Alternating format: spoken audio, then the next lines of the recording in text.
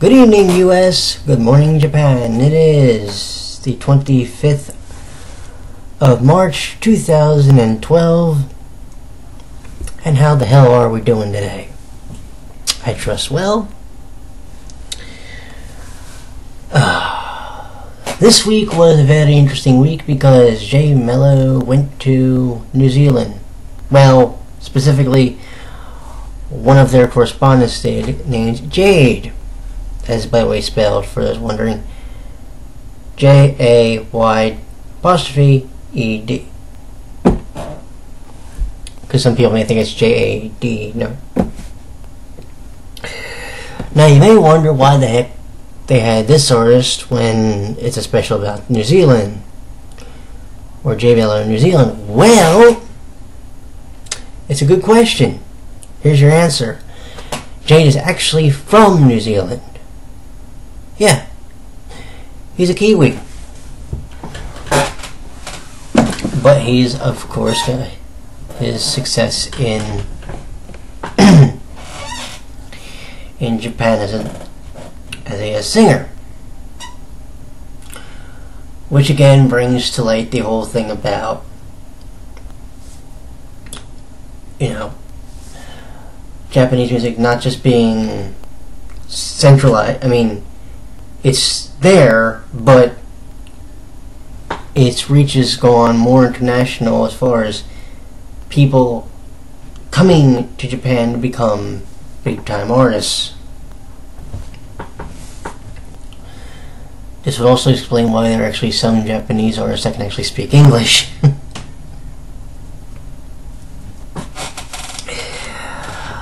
But it was a really cool special, and in one segment we got to find out that, well, Japan last year was the only country that got rocked by an earthquake. Turns out that New Zealand, specifically a place called Christchurch, actually got hit by their own earthquake a month earlier. So that's pretty, you know, freaking scary. And Jade, by the way, in case you're wondering, did perform a church in New Zealand for some of the survivors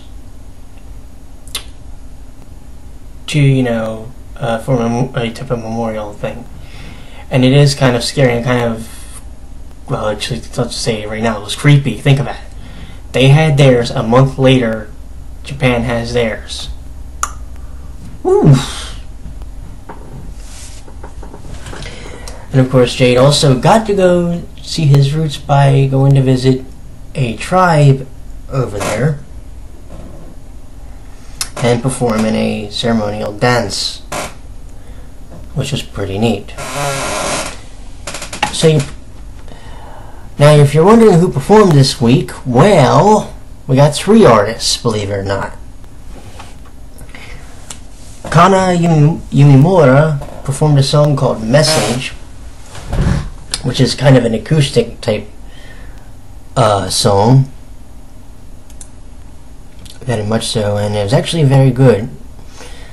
Then you have Yuya Matsushita with Kimi no Love Song, which was in and of itself really, really, really good. And not listed, but was performed a song Core Pride by a group called Uverworld. That's U-V-E-R World. Now, the funny thing about them is, I think I've actually heard of them before. Back when I had my old computer, I had downloaded this big giant files called, like, 1001, I'm trying to remember the exact name. I think it was called 1001. No, it was something like UK #1 hits from 1955 to 2000 something. I think that one of those songs appeared on there. But it was actually a really good song. I think they're more of like a hip-hop group, if I remember correctly, because I remember listening to them before. and it's actually very, very good. I suggest people go check that out. Actually, check out all 3 artists while you're at it. Just a jolly leaving one out of the picture. Now then, that was, by the way, mainly what happened on this week's J-MELO, but I'm not done with you. No. So, yesterday, I decided to do something that I don't usually do. See, YouTube's good about putting a suggestions tab, down this side. Well, it started off with one song, and then it actually just ballooned into a bunch of others. I'm not going to name all the songs. Well, I might just be a nice guy. But here's at least 3 of them that I thought were actually really interesting. One song is called Flavor, and it's by a group called Spiv States. Alright, I'm going to say this right now. And this is exactly the way I said it in the comment on that video. If you were just getting into J-Rock or Visual Kai music and you saw this video, your first reaction would be the same mine was even when I first saw them, and I've been into Japanese music now for about 3 years. Your reaction would have been as follows. The fuck? However, the song is actually really good, and this song by Spiv States is called The Flavor. I will put a link in the description down here. And I'm going to put a link to all the videos, by the way, in the description down here once I actually get into the description editor on YouTube. The second song I wanted you to check out is a track called let's see,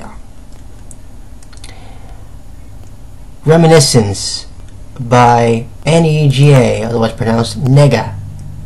No, not the other word, Nega, as in Negaverse. You know, the damn thing that the dubbers thought it would be best to call the bad guys for the first season 7 because Dark Kingdom couldn't be used for some godforsaken reason. Anyway, sorry, that's a bit of a tangent, but the song is called Reminiscence. This is not to be confused with the one that was done by Verse, signed specifically by Teru from the Jubilee CD. This one is actually a vocal track. Let me repeat this, not an instrumental. Besides, this one had a piano in it. No, I'm not kidding. It had a piano.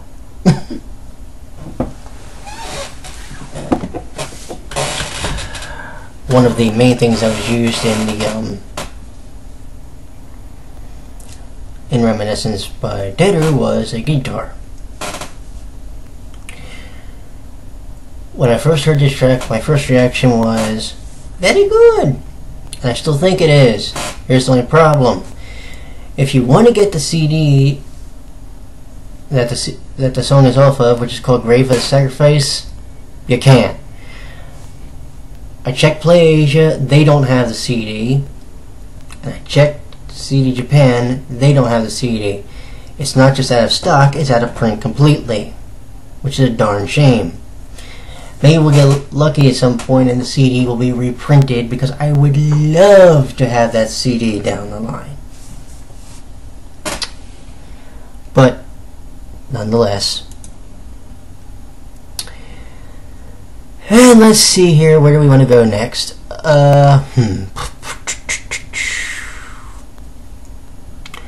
Let's do this one. It's a song called Colors by Blu-BiLLioN. That's, by the way, spelled BLU-billion. Capital B, lowercase I, capital LL, lowercase IO, capital N. Was that really all that important? No, but I figured I might as well spell it the proper way for you, just so you know how they spelled it.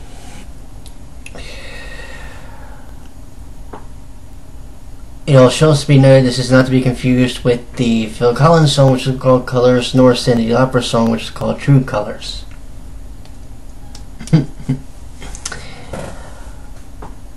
But it's a pretty interesting song.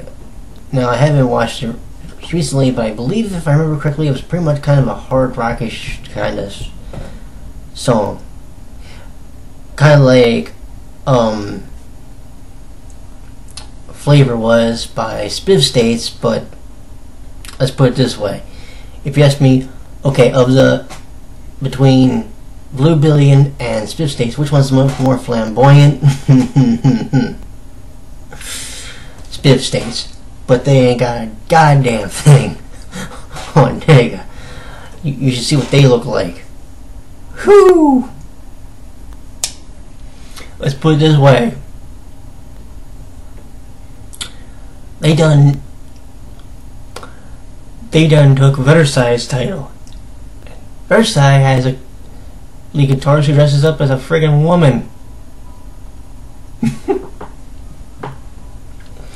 But I'm going to leave links to all 3 of those videos down here in the description when I get the opportunity to. So I do want you to go check out those 3 videos, because literally this past Saturday felt like a J-Rock Saturday and I enjoyed it thoroughly. So yes, links will be in the description down below. And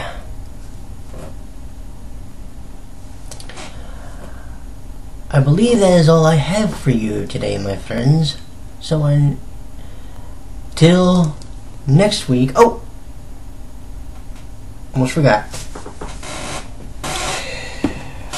You can't see it right now, so let me stand up for a second. Thank you. This is a pin which I got off of a website. Well, I got off of Amazon from a seller called Flagline. And it has the American flag and the Japanese flag. This is called a friendship pin. And it's actually a really cool pin that I got. I know you got it for like you get it for like $2 off of Amazon. And I decided I'm going to start wearing it during the episodes that I can record here to show my support for the country of Japan. Now that I believe that is all I have for you this week, until next week, my friends, sayonara, and you all have a great one. Later, gang.